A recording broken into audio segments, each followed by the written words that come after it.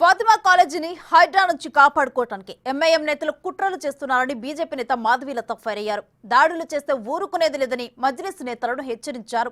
చెరువుల ఆక్రమణలకు గురి కాకుండా సీఎం రేవంత్ హైడ్రా తేవటాన్ని స్వాగతిస్తున్నామని అంటున్న మాధవీలతతో మా ప్రతినిధి హరికృష్ణ ఫేస్ టు ఫేస్.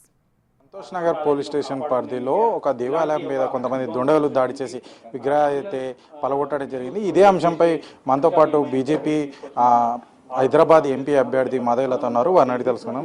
చెప్పండి, అంటే సంతోష్ నగర్లో ఒక టెంపుల్ పైన కొంతమంది దుండగులు దాడి చేసి విగ్రహాలు పలగొట్టారు. దీన్ని ఎట్లా చూస్తుంది? ఎట్లా చూడమేంటి నాయన, ఎంఐఎం వాళ్ళు 40 ఏళ్ళగా చేస్తున్న అదే అరాచకం, అదే రాజనీతి, విధవ రాజనీతి, మతాలతో మనుషులని ఒకళ్ళనొకళ్ళు చంపించుకునే ప్రయత్నం చేసే రాజనీతి, వాళ్ళ భూములను వాళ్ళ కబ్జాలను వాళ్ళ విధవ పనులు చేసేది ఏ గవర్నమెంట్ అన్నా కాస్త ధైర్యంగా ముందు న్యాయంగా వెళితే వాడుకునే రాజనీతి. ఆ ఫాతిమా కాలేజీని సంరక్షించుకోవడానికి హైడ్రా ప్రాజెక్టు నుంచి దాని నుంచి కాపాడుకోవడానికి చేసే విధవ రాజనీతి. ఈ సెంటర్లో వక్ఫ్ బోర్డ్ యాక్ట్ నుంచి వాళ్ళు ఎంత వక్ఫ్ బోర్డు ల్యాండ్ తిన్నారో బయటకు వస్తుందని భయపడి చేసే రాజనీతి. వాళ్ళు ఏ ముస్లింలకు పనికిరారు. వాళ్ళ క్షేత్రంలో ఉంది కదా నిన్న జరిగినది, చంద్రాయన్ గుట్ట తమ్ముడి క్షేత్రం, ఎంపీ అన్న క్షేత్రం. మీ క్షేత్రంలో మీకు ఏ తప్పు చేయలేం. ఇప్పుడు గుమ్మడికాయ దొంగ అంటే భుజాలు తడుగుకున్నట్టు మీరు ఎందుకు రాలే? మరి నిన్న ఎందుకు మీరు నిరసన తెలియజేయలేదు?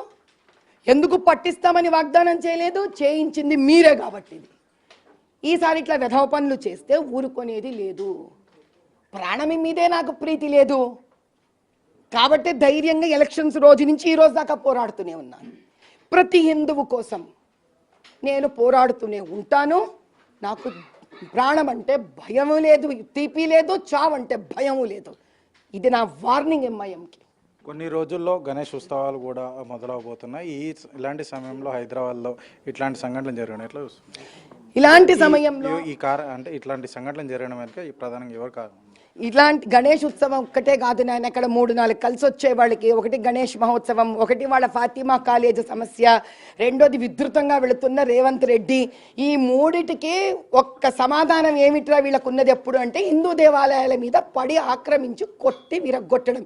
నీ విధవ ఆలోచనలు ఏమున్నా నాకు అనవసరం, కానీ ఇంకా నేనున్నాను. ఏం చేస్తాననుకుంటున్నా వచ్చేసైతే చూడు, నేనేం చేస్తానో చూపిస్తాను. ఫాతిమా కాలేజ్ విషయంలో మీ స్టాండ్ ఎట్లా ఉండదు? ఇప్పటి వరకు హైడ్రా ప్రాజెక్టు మీద అద్భుతంగా హైడ్రా కమిషనర్ కానీ ముఖ్యమంత్రి గారు కానీ పనిచేస్తున్నారు. వీళ్ళు ఇలాగే ముందుకు వెళ్ళి ఈ రాష్ట్రానికి న్యాయం చేస్తారు. అది ఎంఐఎం కానీ ఎవడ్డైనా కానీ అని అనుకుంటున్నా. ఫాతిమా కాలేజీ దగ్గర కనుక వీళ్ళు ఆగిపోతే వీళ్లకు ధైర్యం లేదు, వేస్ట్ అనుకుంటా.